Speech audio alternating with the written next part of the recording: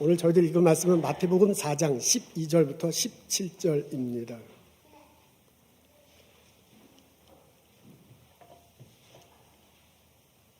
(17절부터) 22절 제가 읽겠습니다. 이때부터 예수께서 비로소 전파하여 이르시되 회개하라 천국이 가까웠느니라 하시더라. 갈릴리 해변에 다니시다가 죄송해요. 제가 지금 이름을 바꿔가지고 잠시 혼동을 했습니다. 다시 할게요. 12절부터 17절입니다.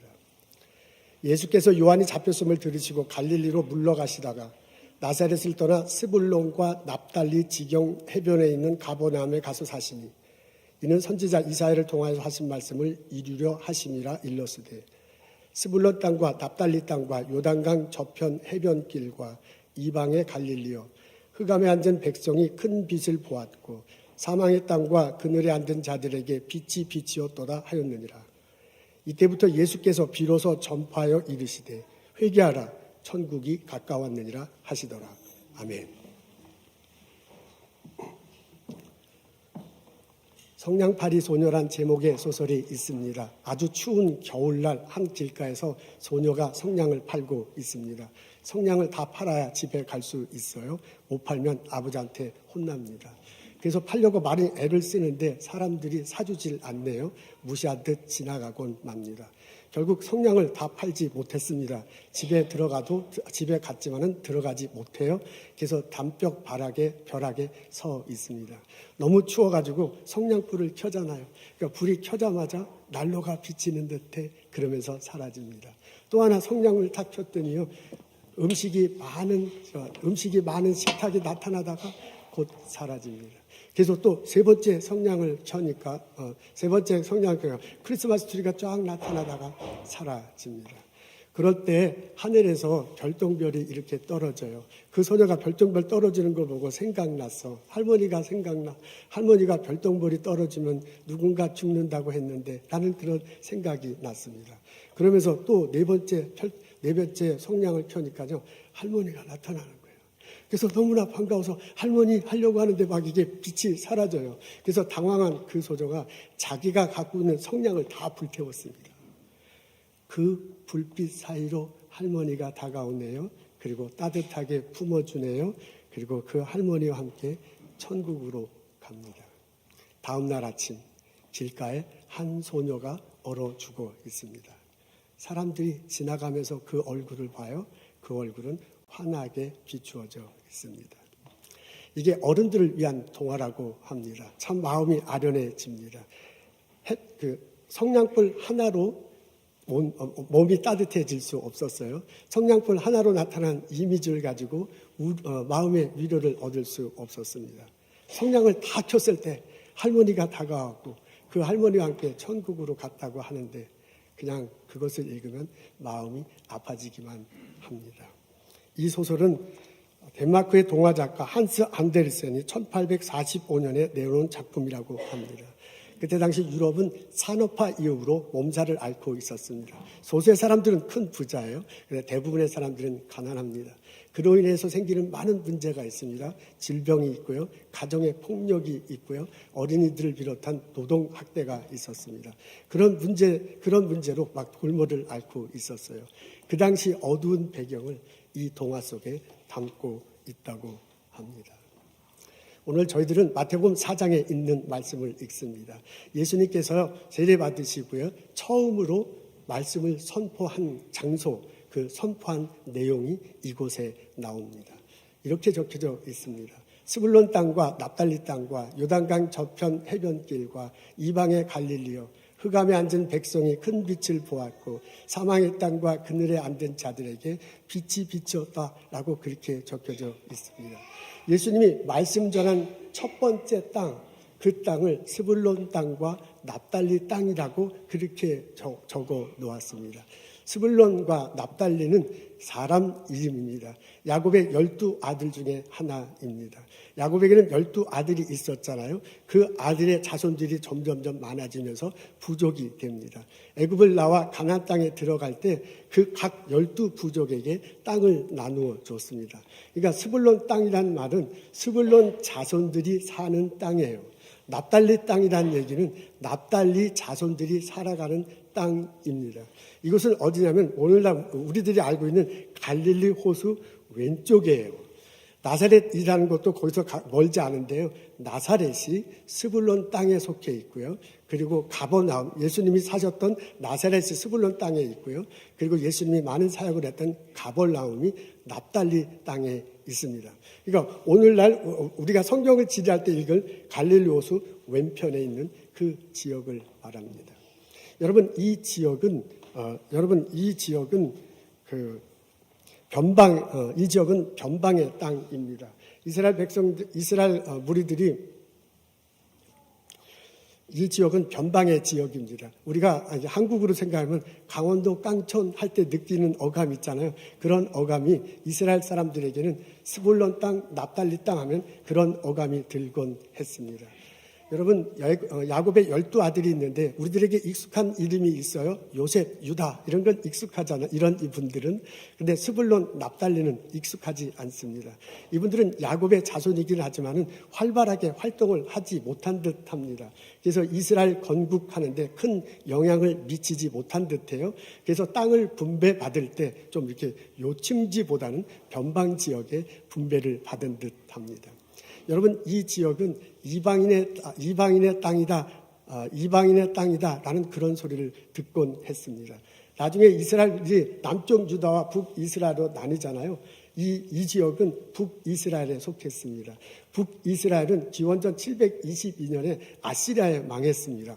그 아시리아가 자기가 정복한 나라에서 한 정책이 있었는데 그게 뭐냐면 혼합 정책이에요. 이 나라를 정복하고 저 나라를 정복했으면 이 두 나라 사람들의 사람을 서로 이주시켜 갖고 맞바꿔 놓습니다.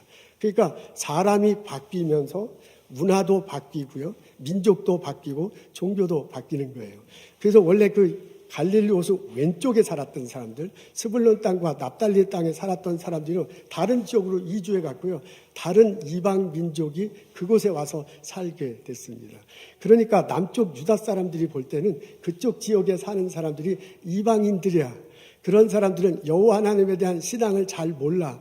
혹시 안다 그래도 이렇게 섞여 있어. 그래서 그 사람들에 대해서 이방인의 땅이다 라고 그렇게 말을 했습니다. 그래서 그 지역에 있는 사람들은요, 우리들은 사망의 땅이다. 그런 생각을 가지고 살아있기 때문에 그 사람들은 자기네 사는 땅이 사망의 땅이고 이곳에 사는 우리들은 흑암의 백성이다 라는 식으로 생각을 했던가 봅니다. 이사야가 원전에 이 땅이 그렇게 될 거라고 예언한 적이 있어요. 그것들과 맞물려서 그 지역에 사는 사람들은 우리는 사망의 땅에 살고 있구나, 우리는 흑암의 백성이구나 라는 자조 섞인 생각을 가지고 살았습니다. 다른 사람도 그렇게 보고 본인들도 본인의 땅을 부정적으로 보곤 했습니다. 이런 지역에 예수님이 오셨어요. 그리고 이런 지역에서 예수님이 첫 번째 선포를 하십니다. 우리 앞에 있습니다. 다 같이 읽겠습니다. 시작. 회개하라, 천국이 가까이 왔느니라 라고 말합니다. 예수님이요, 이 사람들에게 회개하라, 천국이 가까이 왔다라고 그렇게 소개하고 있습니다. 예수님이 죽음의 땅에 살고 있다, 흑암의 백성이다라고 자조 섞인 말로 하고 다른 사람도 그렇게 부르는 그 사람들에게 천국을 소개하고 있습니다. 여러분, 천국은 예수 그리스도를 믿는 사람들이 가는 것입니다. 예수 안에서 구원받은 사람, 다른 말로 하면 예수님 안에서 새 생명을 얻은 사람들이 가는 곳입니다. 그렇다고 보면 천국은 생명의 땅이에요. 사망의 땅에 살고 있다고 생각하는 사람들에게 천국을 다른 말해서 생명의 땅이 있다는 것을 소개하고 있습니다. 여러분 그 천국에는 이런 천국에는 빛으로 가득한 모양입니다. 요한계시록에 보니까 그 천국에는 하나님의 영광의 빛이 비추고요, 어린 양의 등불이 된 곳이라고 그렇게 말하고 있습니다. 그래서 요한계시록에 적혀져 있는 것을 보면 그 천국은 빛으로 가득한 거야. 어둠이 없어요. 밤이 없어요. 거기엔 우리가 사용하는 등불 같은 것들은 필요 없어요. 그곳에 사는 백성들은 빛의 백성이라고 말할 수 있습니다. 여러분, 이 스불론 땅과 납달리 땅에 사는 사람들이 자기들을 어떻게 생각하면 흑암의 백성이다라고 이렇게 생각하는데 그 사람들에게 천국을 소개해. 그러면서 어떻게 하냐면 빛에 사는 백성이 있다는 것을 알려주고 있습니다. 알려주고 있습니다. 그러면서요, 알려주고 있습니다. 여러분, 그때 당시에 스불론 땅과 납달리 땅에 알려주고 있습니다. 그러면서요, 하나님께서 이 사람들에게 회개하라 라고 요청하고 있는 것입니다. 여러분, 이런 면에서 보면 죽음의 땅, 흑암의 백성에 살고 있는 사람들에게 천국이 있음을 말해줘요. 다시 말해서 생명의 땅이 있다는 걸 얘기하고 그리고 빛의 백성이 있다는 것을 알려주면서 회개하라 라고 그렇게 얘기한 것입니다. 예수님 말한 첫 번째 말이 회개하라 라는 것입니다. 그런 점에서 우리는 예수님이 말하는 회개하라는 것을 세 가지 의미로 바꾸어서 설명하고 받아들일 수 있습니다. 첫 번째는 뭐냐면 생각하라, 생각을 바꾸라 라는 그런 것입니다. 사망에 딸고 있는 사람들에게 있잖아요. 생명의 땅이 있다는 것을 말해주면서 너의 생각을 바꾸라 라고 그렇게 말하는 것과 마찬가지입니다. 여러분, 그 회개하라 라는 히라보가 메타노이오라고 이렇게 히라보 원에는 써 있습니다. 메타는 변한, 바꿈 이런 뜻을 갖고 있는 접두어입니다. 그리고 노이오는 생각하다라는 그런 뜻이 있습니다. 그러니까 메타노이오, 히라보 원문 그대로 날 것대로 행동하면 생각을 바꿔라라는 그런 의미가 담겨 있는 거예요. 그러니까 예수님께서 갈릴리 호수 왼쪽에 있는 사람들에게 회개하라라고 말할 때 예수님이 첫 번째 말하고 싶어한 것은 뭐냐면 생각을 바꿔라라는 그런 말을 하고 싶어 하셨습니다. 내가 사는 땅은 사망의 땅이다. 이렇게 생각하는 사람들에게, 이렇게 부정적으로 자기 삶을 들여보는 사람들에게 아니다. 천국이 오고 있다. 생명의 땅이 있다라는 것을 알려주면서 생각을 바꾸라라고 그렇게 예수님이 요청하는 것입니다. 여러분, 회개하라는 것은 생각을 바꾸라라는 그런 뜻입니다. 또 하나는 회개하라는 것은 시선을 바꾸라라는 그런 뜻도 있습니다. 갈릴리 호수 왼쪽에 살던 사람, 납달리 땅에 살던 사람들은 자기들이 어둠의 백성이다, 흑암의 백성이다 라고 그렇게 생각하고 있어요. 자기들은 이방인이다, 자기들은 혼합된 민족이다 라고 제대로 된 종교를 갖고 있지 못하다 라고 그렇게 자꾸 생각하다 보면 의식적으로요, 그늘에 가게 되고요, 의식적으로 어둠을 생각하게 되고요, 그런 식으로 사고방식을 가지며 살게 돼요. 그런 사람들에게 천국을 소개하고 있습니다. 빛의, 어둠의, 그런 것만 있는 것이 아니라 어둠의 백성, 흑암의 백성만 있는 게 아니라 빛의 백성들이 있다는 것을 소개하고요. 시선을 바꾸라 그렇게 요청하고 있는 것입니다. 흑암만을 보지 말고 시선을 바꿔서 밝은 쪽을 바라보라 라고 그렇게 요청하는 것입니다. 여러분, 예수님께서요, 회개하라라고 말하는데 그것은 생각을 바꾸라는 게 가장 기본적이고요. 두 번째는 시선을 바꾸라라는 것이고요. 세 번째 마지막으로는 너의 삶을 변화시켜라라는 그런 것과 마찬가지입니다. 갈릴리 호수 왼쪽에 있는 사람들은 자기는 사망의 땅에 살고 있다고 그렇게 생각하고 있어요. 자기는 어둠의 백성이라고 살고 있어요. 그렇게 자신의 삶의 환경을 이렇게 어두운 흑암으로만 이렇게 보고 있습니다. 그렇게 살고 그렇게 행동하고 있어요. 그런 사람에게 천국을 소개해. 그런 사람에게 생명의 땅이 있다. 그런 사람에게 빛의 백성들이 있다. 그런 사람에게 빛이 비치는 세계가 있다. 어둠의 세상뿐만 아니라 빛이 있는 세계가 있다라는 것을 말해주면서요, 너희들이 삶을 바꾸라! 라고 그렇게 요청하고 있는 것입니다. 여러분, 예수님께서 스불론 땅과 납달리 땅에 처음에 와서 회개하라 라고 그렇게 말씀하셨어요. 그게 얼른 다가오기 어려운데요.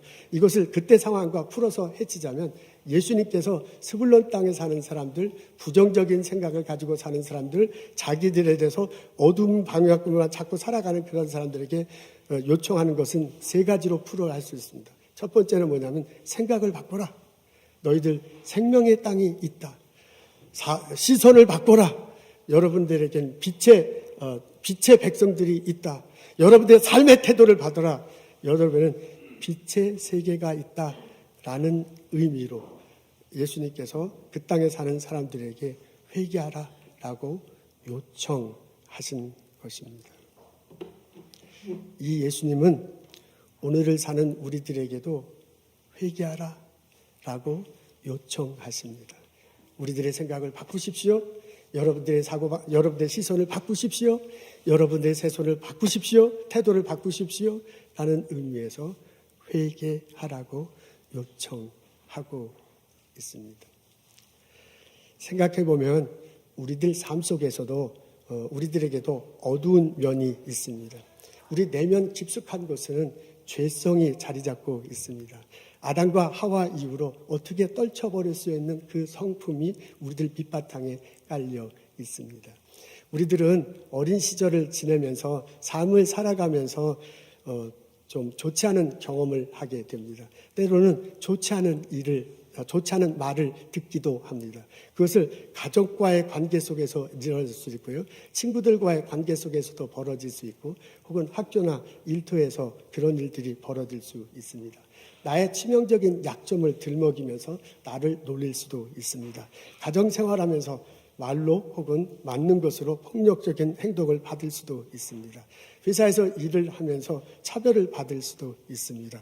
이런 여러 가지 그런 것들에서 생긴 마음 좋지 않은 경험들, 그런 것들이 우리 마음속에는 있습니다. 이것이 상처로 남잖아요.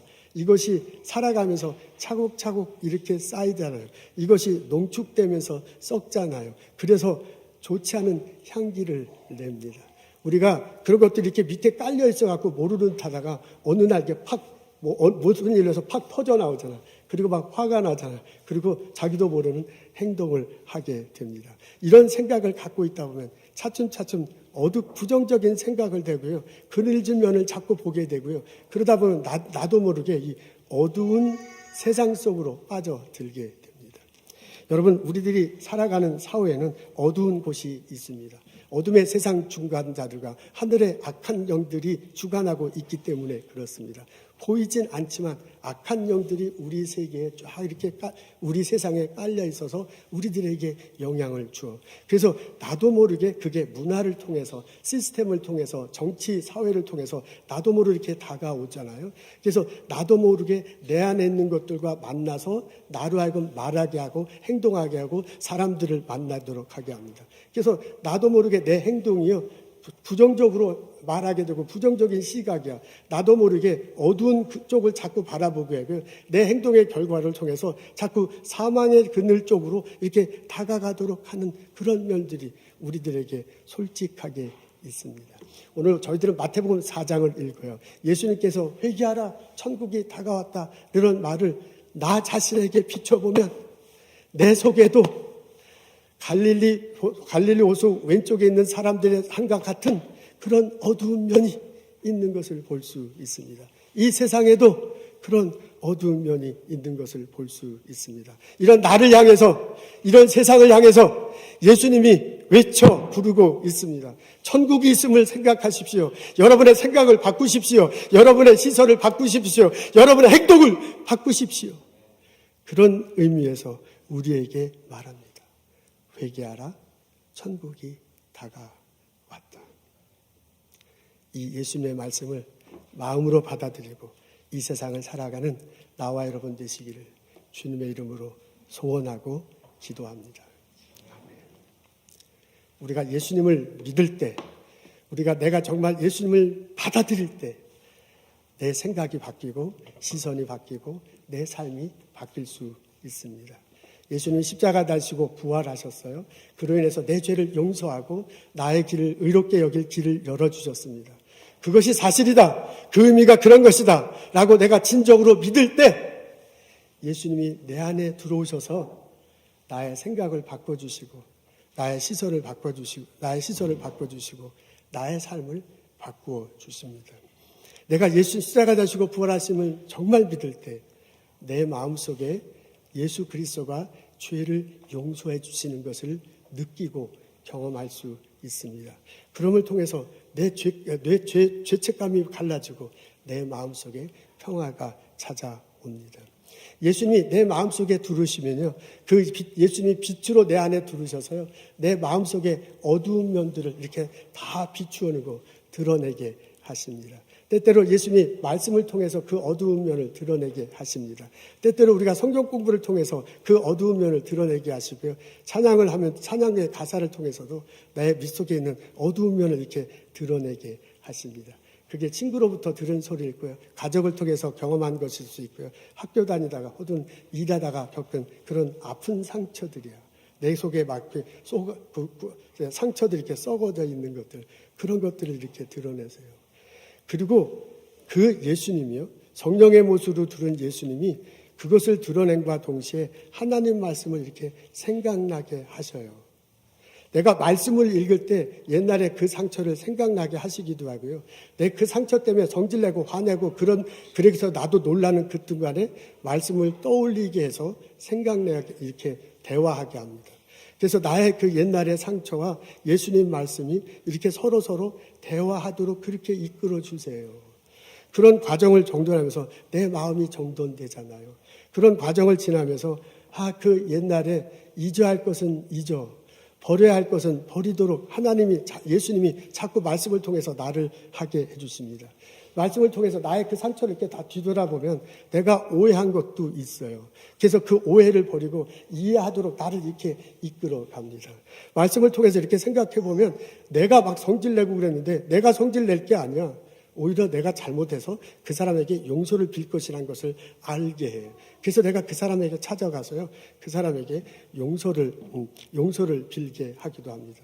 그래서 내가 예수님을 받아들이고요, 예수님의 내 마음의 상처를 예수님의 말씀과 함께 이렇게 대화를 자꾸 시도하다 보면 내 마음속에 평화가 찾아듭니다. 여러분, 이 가운데 이런 과정 속에서 경험되는 게 있잖아요. 그게 뭐냐면 예수님께서 나를 사랑하신다는 거예요. 예수님이 내 죄를 용서하신 것은 나를 사랑하시기 때문에 그래요. 예수님이 끈질기게 말씀을 통해서 나 안에 두르시고요, 내 어두운 면을 빛으로 이렇게 비춰주고요, 말씀과 내 어두운 상처를 자꾸 대화하면서 정돈케 하시는 이유는 나를 사랑하시기 때문이에요. 그것이 깨달아져요. 그것이 느껴져요. 그리고 그 예수님의 사랑이 나를 채우는 것을 경험하게 돼요. 그 예수님의 사랑이 나를 세우는 것을 경험하게 돼요. 그러므로서 내가 예수님 안에서 나를 찾는 거야. 예수님 안에서 나를 발견하는 거예요. 그 과정 속에서 진정으로 내 생각이 바뀌어요. 그런 과정 속에서요, 진정으로 내 시선이 바뀌어요. 그 과정과 결과를 통해서 진정으로 내 삶이 바뀌는 것을 경험할 수 있습니다. 내가 예수님 알기 전에는 부정적으로 사람들을 바라보고요, 부정적인 생각을 갖고 있었어요. 근데 내가 예수님을 알고 난 다음에 긍정적으로 바라보고요, 긍정적으로 사람들을 대할 때 내 생각이 바뀌는 거예요. 내가 예수님 알기 전에는요, 어두운 면을 자꾸 보기 시작하고요, 그 그늘 쪽에 있는 생각하고 그늘 쪽에 있는 사람들만 만나려고 해요. 근데 내가 예수님을 만나고 나서 밝은 빛을 보게 되고요, 그리고 밝은 쪽에 있는 사람들과 자꾸 어떻게 한다고 해요. 내가 예수님을 만나기 전에는 내 삶의 말의 태도와 행동과 삶의 것들이요, 이 어두운 쪽으로 자꾸 가고 있어요. 결국은 사망에 이르도록 그런 행동을 하고 있었어요. 근데 예수님을 만나고 나서면 예수님과 함께 내 삶이 바뀌어. 이제는 생각이 바뀌고요, 시선이 바뀌어서요, 밝은 쪽을 가게 되고요, 긍정적으로 생각하게 되고요, 예수님 가른 쪽에서 빛의 세계 쪽으로 나가게 되어 있습니다. 하나님, 예수님은 우리들의 삶이 이렇게 바뀌기를 원하십니다. 오늘 우리 마태복음 4장을 읽어보면 그 4장의 말씀이 갈릴리 호수 왼쪽에 있는 사람에게 뿐만 아니라 나에게도 하는 소리로 다가옵니다. 예수님은 나에게 이렇게 말씀하십니다. 회개하십시오. 다른 말로 하면 여러분의 생각을 바꾸십시오. 다른 말로 하면 여러분의 시선을 바꾸십시오. 다른 말로 하면 여러분의 삶을 바꾸십시오. 라고 그렇게 요청하십니다. 그래서 우리가 사망의 땅에 살고 있는 것 같지만 생명의 땅을 생각하며 살게. 우리가 흑암의 백성들과 살고 있지만은 빛의 백성들이 있다는 것을 알게 하고 그쪽을 자꾸 보게. 우리가 어둠의 세상 속에 살고 있지만은 빛의 세계를 바라보고 자꾸 그렇게 살아가도록 우리를 요청하고 있습니다. 이런 예수님의 요청이 내 마음속에 받아들여지고 우리들 삶에 분명한 변화가 있기를, 그래서 빛의 세계를 모르고 살아가는 나와 여러분 되시기를 주님의 이름으로 축원합니다. 아멘. 우리가 내가 이렇게 내 자신이 바뀌어 나갈 때 그 삶 속에서 내 주변의 이웃들이 바뀌어 나갑니다. 그것을 통해서 이 세상이 바뀌어 나갑니다. 예수님은 갈릴리 호수 근처에 있는 그 사람들이 바뀌고 나서 그 지역이 바뀌기를 원했어요. 그리고 나중에 이스라엘이, 온 세상이 바뀌어 나가기를 원했습니다. 내가 예수님한테 바뀔 때 내 가정이 바뀌고 이웃이 바뀌고 이 어둠의 세상이 빛의 세계로 바뀌어 나가는데 내가 일조할 수 있습니다. 내 마음속에 예수님의 빛이 들어올 때 그 빛이 차고 넘쳐서 이 세상에 빛을 발할 수 있어요. 내 마음속에 진정 예수님을 믿어서 천국이 될 때 그 마음을 가지고 이 세상을 살아갈 때 이 세상이 천국으로 바뀌어 나갈 수 있습니다. 이런 경험이, 이런 삶이 우리들 모두에게 있기를 주님의 이름으로 소원하고 축원합니다. 요한 웨슬레는 옥스퍼드 대학교 학생이었습니다. 동생도 같은 대학교에서 공부했어요. 두 대학생이 성경 공부를 열심히 했습니다. 그 성경 공부에 다른 학생들도 초청하고 다 같이 열심히 하곤 했습니다.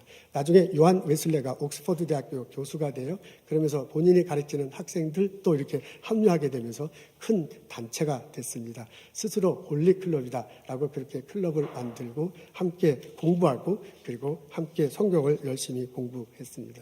그러던 어느 날 옥스퍼드가 그 조그만 타운이거든요. 그 안에 막 대학교가 많잖아요. 그 시내를 걷는데 한 소녀가 자기에게 다가와요. 그러면서 구걸을 하는 거예요. 돈을 달라는 건데 돈을 주려고 보니까 전혀 자기에게 돈이 없었습니다. 그래서 돈을 주지 못하고 그냥 돌아왔어요. 그게 영 마음에 거슬렸습니다. 집에 왔습니다. 그리고 그 안에서 소파에 앉았는데 소파 딱 벽면에 그림이 보이는 거예요. 그 그림이 참 아름다워요. 그 그림값이 꽤 제법 나갈 것 같아요. 이제 그런 생각을 하는데요. 그 그림이 자기에게 이렇게 말하는 것처럼 여겨졌습니다. 나는 가련한 소녀의 배고픔을 면케해 줄 만한 돈으로 내 집의 벽을 장식하지 않았는가. 제가 급해가지고 빨리 읽었는데요. 나는 가난한 소녀의 배고픔을 면케해 줄 만한 돈으로 내 집의 벽을 장식하지 않았는가. 내 마음엔 공의도 없고 자비도 없도다. 이 그림들은 저 가련한 소녀의 핏값이 아닌가라는 그런 생각이 들었습니다. 그러면서 요한 웨슬레가요, 생각을 바꾸기 시작했습니다. 성경 공부하는 거 참 좋다. 이 성경 공부하면서 경건한 삶을 사는 거 참 좋다. 근데 이것만 가지고는 부족하구나.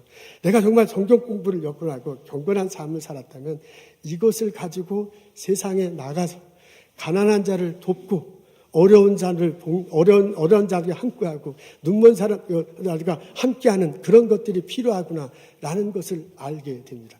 그 전에도 구제 활동을 했습니다. 아는 건 아닙니다. 근데 이것을 계기로 해서 결정적으로 신앙의 경건뿐만 아니라 사회 변화가 일어나야 된다는 것을 알게 됩니다. 이것을 구체적으로 알게 됩니다. 그러면서 이제 교수인 자기가 월급의 상당수를 떼면서 구제 활동하기 시작합니다. 그리고 이제 성경 공부에 참석하는 많은 사람들이 자기 쓴 용돈의 많은 것들을 구별해서 구제 활동을 하기 시작했습니다. 이분이 교수직을 그만두고 선교사로 갔다가요, 나중에 영국으로 돌아왔습니다. 그리고 영국 각지에 다니면서 설교를 했습니다. 이분 설교를 주로 야외에서 했다고 그래요. 길바닥에서 설교를 하는데 많은 사람들이 그 설교를 듣고 회개하기 시작했대요.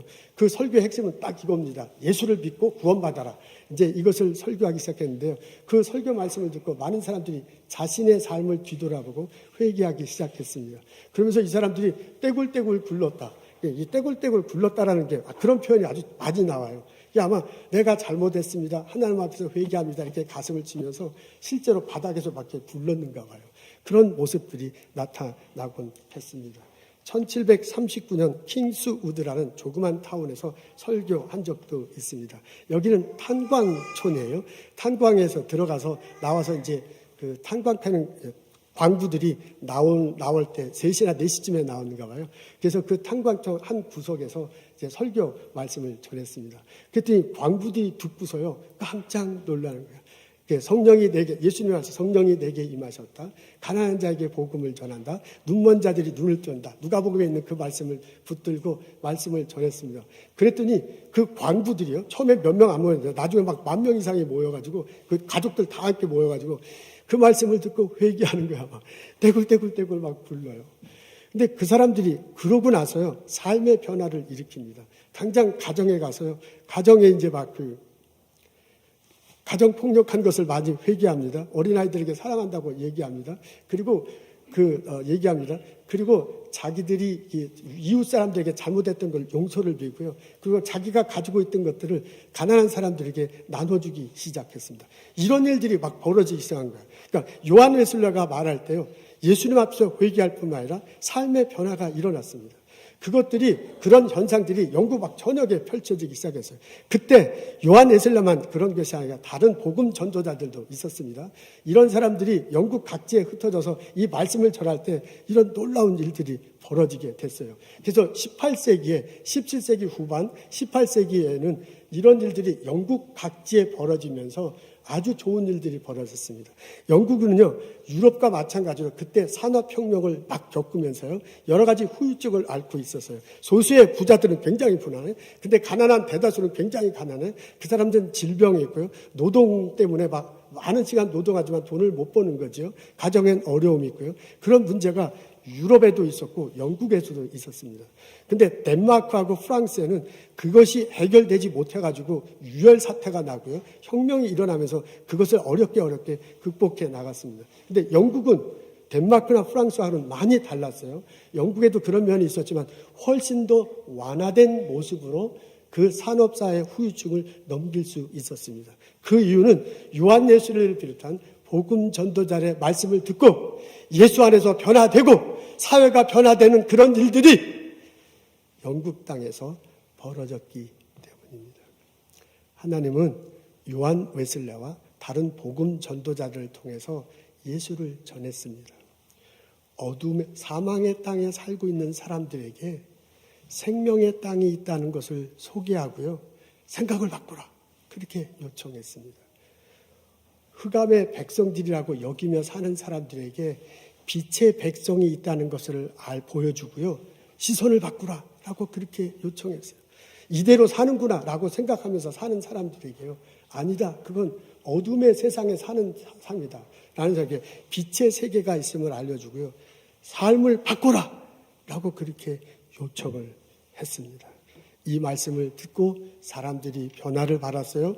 빛을 마음에 모인 사람들이 그 빛을 다른 세상에 보여주기 시작했습니다. 천국을 마음에 모인 경험한 사람들이 그 천국을 다른 사람들에게 소개하기 시작했습니다.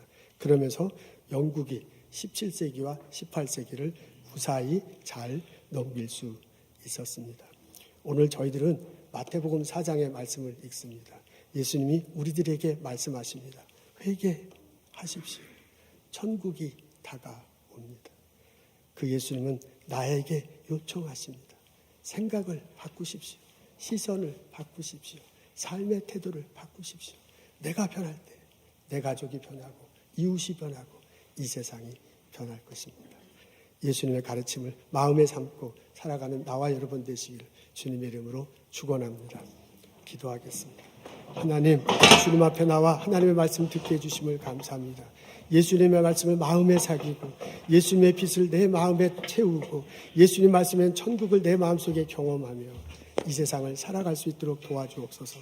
내 바뀐 생각과 내 바뀐 시선과 내 바뀐 삶의 틀을 통해서 빛이 세상에 전해지게 하옵소서. 천국이 세상에 전해지게 하옵소서. 그래서 이 세계가 하나님 보시기에 좋은 세상이 될 수 있도록 인도하여 주옵소서. 우리를 사용하여 주옵소서. 예수님 감사합니다. 예수님 이름으로 기도합니다.